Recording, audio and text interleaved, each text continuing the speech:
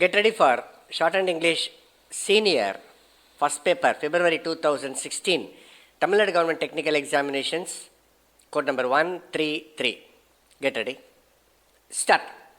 Mr. Speaker, Sir, at the outset, I thank you for the opportunity given to me to say a few words on the budget presented by the Finance Minister. I would like to say on this occasion that generally the present budget has to be welcomed because it will be seen that it has given some relief to the low income group of people. But at the same time, I am sorry to say that the surcharge on the corporate sector which has been imposed on the industries and on direct taxes will take away some benefits which are proposed to be given. As many honorable members have dealt with it at great length, I would not like to go much into it. I would like to point out that another good feature of the budget at present is that it has done away with the old practice of showing a deficit in the budget. I am glad that this has been stopped in this budget. I hope and trust that it will be a permanent feature and that the deficit will be met by the savings. I am sure there will be savings because we have seen that generally the government underestimate the income at the beginning, and by the end of the year, when we have the revised estimates, there is a surplus which covers the deficit. In that way, I am happy that deficit budgeting has not been resorted to. In this context, I would have been happy if there had been some sort of control on the civil expenditure, because we find that in the last 3 5-year plans, it has been going up year after year. Unless we take steps to curb it at a point of time, it will take away a large part of our revenue. I am very happy that the Finance Minister has given some reliefs, but from the way in which he came to office, he did not have time to formulate his own ideas. On account of this, I think that he has tried to take away some concessions which had been given by the previous minister. In this connection, I would like to draw the attention of the House to one thing. It may be remembered that a year ago, when he announced his taxation proposals, he was saying that there would not be any surcharge on personal income tax.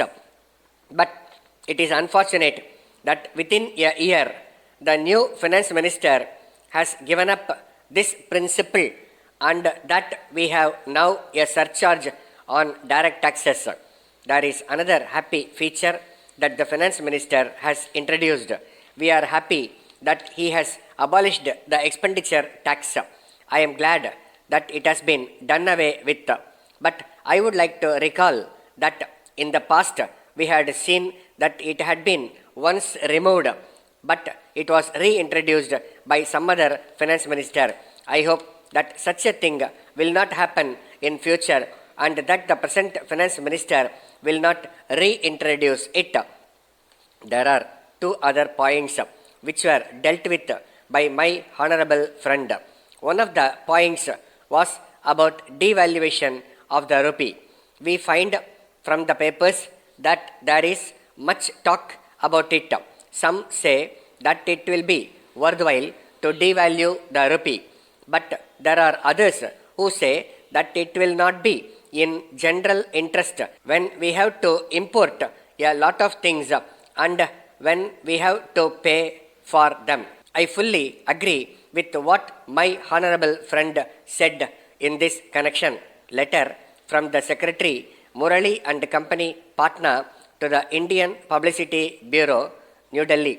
Dear Sirs, the company has decided to launch an advertising campaign throughout the country for a period of 3 months with effect from 1st July next. It has been proposed to spend about rupees 50,000 for this purpose. It has been decided that the advertisements should be made primarily in the principal national dailies and in important state newspapers. Of course, there is no doubt that in this connection, local papers and other suitable media may also be profitably utilized. At the same time, it is suggested that the proposed advertisements all over the country should have the same design. In the same way, it is also desirable that the time of their publication should coincide with the distribution of illustrated booklets to the retailers of the locality concerned. In this connection, I will be glad if you can draft a scheme for the campaign and send it on to me together with a copy and layout for the booklet as soon as possible in order to have them approved by the board. The next meeting of the board will be held at 3 p.m. on 20th March, and I hope it will be convenient for your representative to attend the meeting to discuss the scheme in detail. I shall be glad if you send me a reply at once. Yours faithfully. Stop.